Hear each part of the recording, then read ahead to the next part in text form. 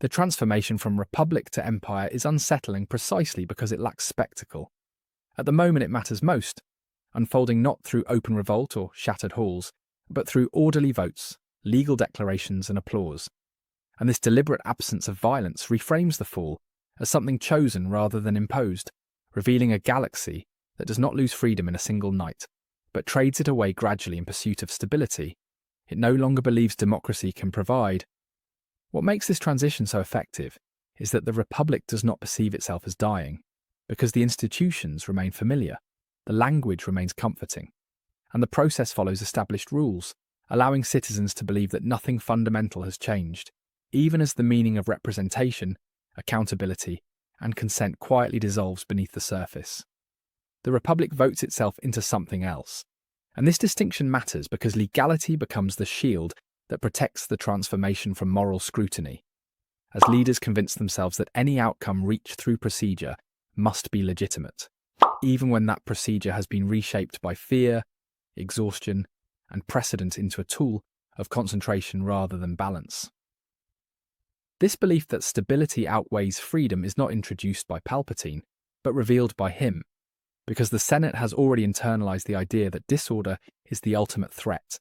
and once fear of chaos eclipses fear of tyranny, citizens and representatives alike become willing participants in their own disempowerment, applauding authority, not because it is just, but because it promises predictability. Emergency powers are the critical mechanism through which this shift occurs, because they normalize exception, and once exception becomes routine, restraint appears irresponsible, as powers granted to address wartime crises persist into peace, reframed not as dangerous overreach, but as proven solutions that would be reckless to abandon. The quiet permanence of these powers is what makes them so corrosive, because there is no moment of reckoning, no explicit declaration that temporary authority has become absolute, only a slow acclimation to expanded control that feels increasingly normal the longer it remains in place, training the galaxy to accept surveillance, force, and command as default conditions of governance. With the execution of Order 66, the last independent moral authority is removed in a single coordinated act, because the Jedi Order had functioned, however imperfectly, as a check on political power, and their sudden eradication leaves no institution capable of questioning the state from outside its hierarchy, completing the transition from pluralism to singular authority almost overnight.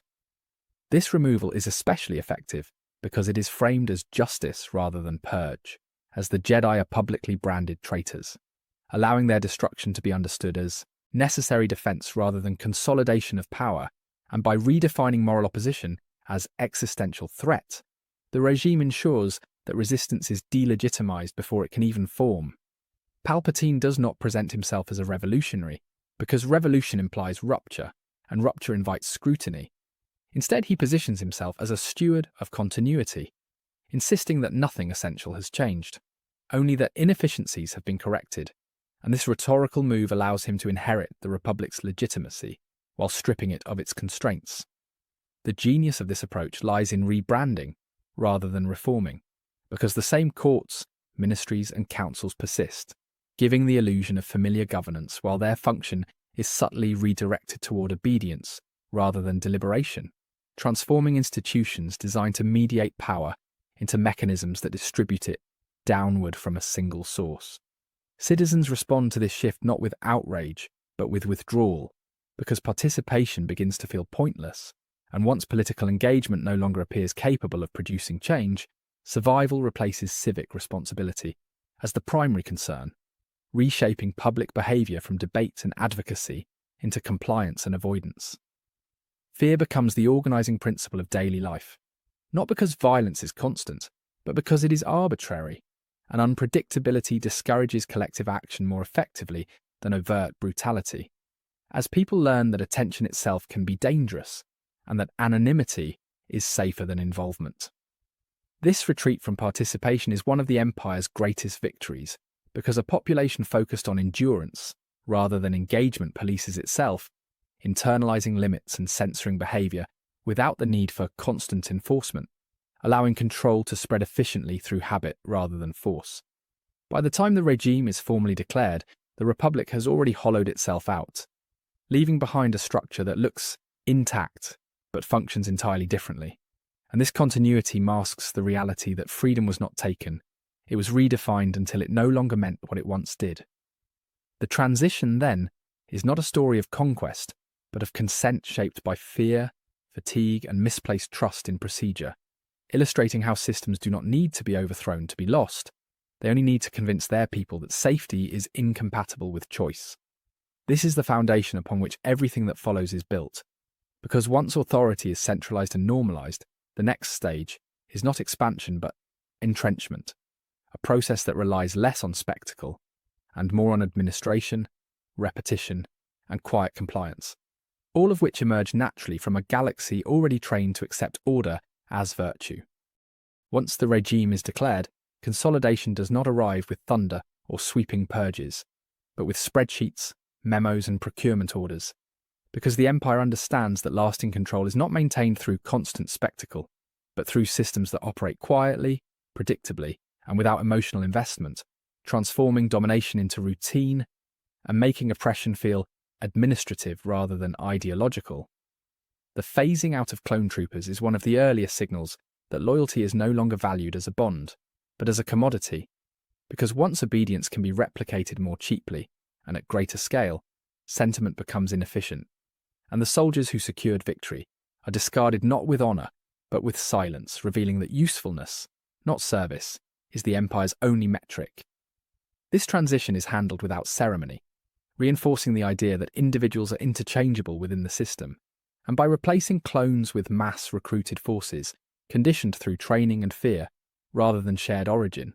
the regime ensures compliance that is easier to control and harder to humanize, severing any lingering emotional connection between military power and the people it polices. Bureaucracy becomes the empire's most effective weapon, because permits, quotas, audits, and surveillance create a lattice of control that reaches into daily life, regulating movement, labour, and expression without requiring constant force. And this administrative dominance allows the regime to enforce obedience while maintaining the appearance of order and legality. What makes this machinery so insidious is that it distributes responsibility across countless desks, offices, and departments, ensuring that no single individual feels accountable for harm, because suffering is reframed as the outcome of policy rather than choice, and cruelty becomes an emergent property of procedure rather than intent. Within this framework, dissent is not debated or engaged, but reclassified, because opposition is no longer treated as a political position, but as a security risk, allowing the state to bypass discourse entirely and respond with enforcement instead of argument, effectively criminalizing disagreement without ever acknowledging it. This shift is crucial because once dissent is framed as threat, compromise becomes impossible by definition, and the regime no longer needs to justify its actions morally, only operationally, as every challenge is interpreted as destabilization rather than critique, reinforcing the narrative that authority and safety are inseparable. The Senate persists during this period, but its function changes completely, becoming theatre rather than governance, as it provides the visual language of democracy without its substance, offering debates without consequence and representation without power, all while decisions are made elsewhere by entities beyond public reach. By maintaining the Senate's form, the empire preserves the illusion of continuity, allowing citizens to believe they are still heard, even as their voices are rendered irrelevant, and this illusion is vital, because it dampens resistance by suggesting that reform is still possible within the system, delaying the realization that participation has become symbolic at best. This performative governance is deeply effective because it absorbs frustration into ritual, channeling dissent into speeches, votes, and committees that pose no real threat, and by the time the truth becomes undeniable, habits of compliance are already ingrained, making rupture feel more dangerous than submission. Across the galaxy, order is marketed as peace, and peace is framed as the absence of chaos rather than the presence of justice, convincing populations exhausted by war that freedom itself was the problem, an indulgence that invited instability. And this rhetorical inversion allows repression to be celebrated as maturity rather than mourned as loss. The empire positions itself not as an oppressor, but as a corrective force, arguing that centralized authority is simply the logical evolution of a failed experiment.